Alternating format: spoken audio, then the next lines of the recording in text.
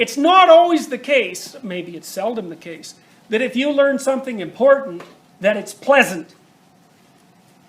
You know, this happens to people all the time. So maybe, I don't know, maybe you had a recent relationship that went seriously sour. And, you know, maybe it was because you were going out with a jerk, or maybe it's because you're just not very sophisticated. And no doubt you're trying to figure out which of those happens to be true while you're, you know, considering the relationship.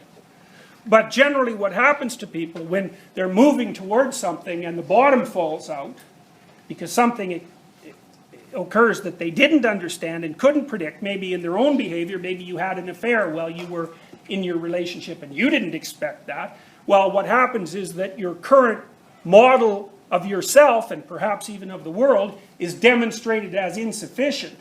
That rattles you up badly. And then you're rattled up for some good length of time, not very motivated, somewhat depressed, fairly anxious, you sort of fell apart, you don't know which way is up, and then maybe if you're lucky you think about it and talk about it and put yourself back together, and when you come out the other side, you're a little smarter and a little more together than you were to begin with. Now, if you're unlucky, you just stay in the little pit for... People can stay in the little pit for a very, very long time.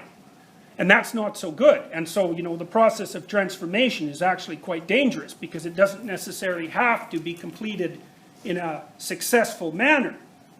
But it does have a pattern, and the pattern usually is you think you know what you're doing, and then something happens to demonstrate that you actually don't know what you're doing. And that puts you in a spin.